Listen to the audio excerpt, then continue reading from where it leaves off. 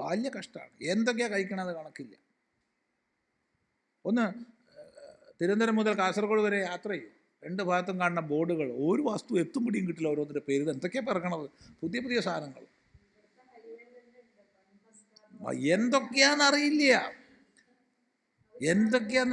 എന്തൊക്കെയോ സാധനങ്ങളുണ്ട്.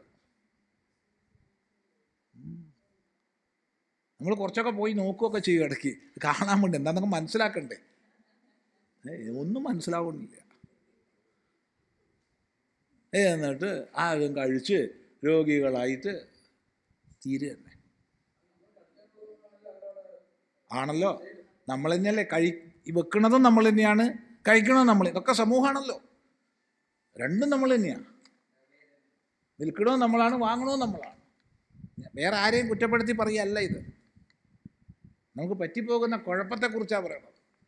അതുകൊണ്ട് കഴിക്കുന്നത് ഈശ്വരന് നേദിക്കാൻ പറ്റുന്ന വസ്തു ആയിരിക്കണം, ആ മാത്രയിലായിരിക്കണം.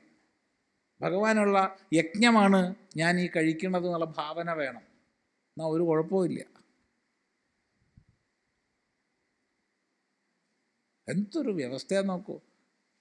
ഞാനിങ്ങനെ ആലോചിച്ചിട്ടുണ്ട്, ഈ മൂക്ക് ഇവിടെയായിട്ട് പോരായിരുന്നോ? മുകളിൽ, തലേൻ്റെ മുകളിൽ സുഖമായിട്ട് വായു നല്ല സുഖമായിട്ട് കിട്ടില്ലേ?